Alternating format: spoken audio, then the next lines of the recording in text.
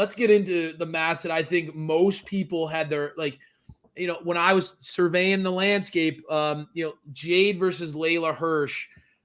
This one was a match that a lot of people were excited about. And you talked at length in the tag match we just talked about, styles. Yeah. How important styles are to a matchup. Jade as this unstoppable wrecking machine. I mean, I don't want to, literally in my notes, I said, don't overcomplicate it. Yeah. I just literally just wrote, do not overcomplicate this. Jade is a superstar. We said it the minute we saw her. I still she can controls remember, that room, man. I can remember the episode where SPD and I saw her debut, and I was just like, this woman is an absolute star. She commands the room.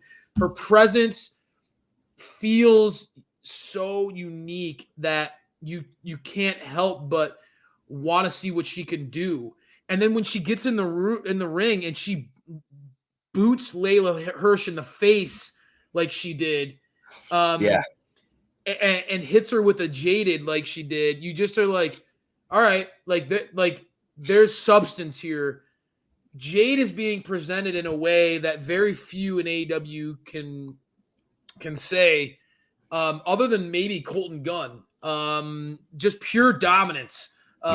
Just absolutely dominant. I was really impressed with this matchup. I was so excited to see it. And again, Layla her size actually works in these types of matches because she has that pit bull that it's the size of the fight in the dog, not the size of the dog in the fight type of mentality where she's just gonna go at you. She's gonna with everything she has, she's coming at you. And it works because she's so technically gifted. Exactly.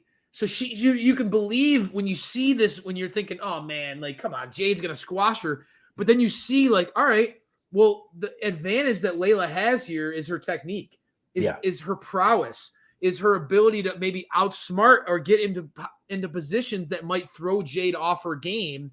And there were moments when you got to see that. But again, just like you said with FTR, this felt like Jade commanded this matchup. At no point in time did I ever doubt that Jade was going to put Layla away. And that's no discredit to legit Layla, who I think everybody is happy has joined the All Elite family. She's done a great job since she's been brought in, too. Jade's just on a different trajectory. And when I say that, again, I've gotten some heat for it, but I think that you have to continue to build Jade as this unstoppable force who is destined to dethrone the champ, whoever that may be. And I'm telling you, man, her versus Thunder Rosa is a program that would sell a lot of tickets, bro. I think that having that just like we saw tonight, Layla has that tenacity, that underdog, that fighter mentality. You take that to another level with Thunder Rosa. Yep. Thunder is Layla with years more of experience, and I think even more intensity and fan support. And that's what I think would work so well. You have this raw, uncut gem in Jade versus this battle-tested, just a grinder, a fighter, a woman who has literally fought for everything in her life with Thunder Rosa. Those they just meet in the middle, and I think that would lead to something beautiful. What do you think about this one? Because this was another example where the women's division, again, this has been a theme, and I love it that SPD's been the leader of this. Yeah. Because typically he's the one who's hardest on women's wrestling in our crew. But SPD's been talking about the AEW's women's division needs to build up more legitimate top-tier talents in the women's division, not just names that you see that get airtime, but legitimate, recognizable superstars beyond Britt Baker. And I think that we have one without a doubt with Jade Cargill. I completely agree. And I think this match did a couple things. I think this match showed that Layla can kind of hang with anybody, which is great. You have her hanging with Jade, who's next to her looks like a robot, like just a machine. The Terminator. Like the Terminator, yeah. Yeah. She looks like the Terminator next to Layla, and she held her own, and it was a good match. This is one of the better matches of the night. This technically, I think, was just great. It's a shame that we saw it through commercial for a lot of it, but again, we're used to that with the women's matches immediately going to commercial. So I'm not going to hold it against them because they did a great job. And Jade with Thunder just sounds like a match made in heaven because she looks tonight. This is a test, in my opinion. This is another thing that it did. Tested out how will Jade look against somebody that's really technically sound that you're going to have like these matches with that's going to, potentially dominate her from a technical perspective because she's not very, she's green. And I'm not, she's obviously looks really good in the ring. She does a good job. But she's start somewhere. Right. She's only been in the business she's not even been in the business for a year. So you've got somebody who's oodles of talent.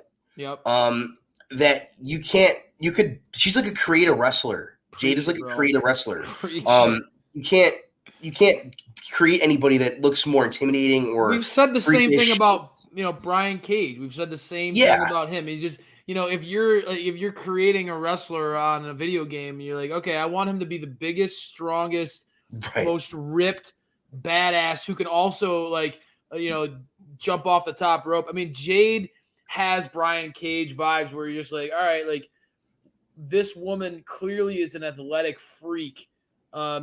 On a level that few human beings can achieve. I mean, I'm just being honest. Yeah. I mean, that's why she's so rare. That's why she looks so impressive because she doesn't look like she's green either, which is what I took out of this match the most. Good point, Brian. She looks ready to go. Good point. She doesn't look like she needs another 6 months. She looks like she's ready for some TV matches. She looks like she's ready for some stuff. Maybe not. I'm not talking about putting her in the main event. I don't think that that's smart to do yet, but if she continues at the trajectory she's at and she's having these good matches, why not? Because, she looks great for what she's doing. Have her do some more promo work, get her a little bit more stuff in the background where she's not just saying the same thing every week. Get her going, man. She looks ready to go. And tonight was a perfect example of that. Super ready. Yeah, and that's why I'm leading the charge, trying to push for some traction because I think that Jade needs to be pushed. She needs to be. I think right now, DMD versus Ruby. That's going to lead to some. That's already happening, and I think that's what keeps the DMD distracted. But I think after that, Britt has beaten Statlander. She's already beaten Ruby, right? And so after she defends against Ruby, you need to have somebody else emerge as a contender. And I'm with you. I think that Jade absolutely has what it takes to be in that conversation. And I would use her as the linchpin with Thunder Rosa, and that would be the next number one contender. I would book Thunder Rosa to win that. I would have Thunder's, veteran savvy maybe get the best of Jade and kind of sneak out a W. First loss. Yeah. But I would allow Jade, and losing to Thunder Rosa is not, that's like an honor, right? So it's a great first loss. Yeah. I think that Jade needs to get that kind of push and that kind of exposure. If I'm in AEW management, I'm full throttle to Jade's push. She's one of the top 3 or 4 people in the division that I would be pushing week after week after week. I mean, really, it would be Britt, Thunder, and Jade. I mean, when I look at the division, those are 3 women that I think that have star power on another level.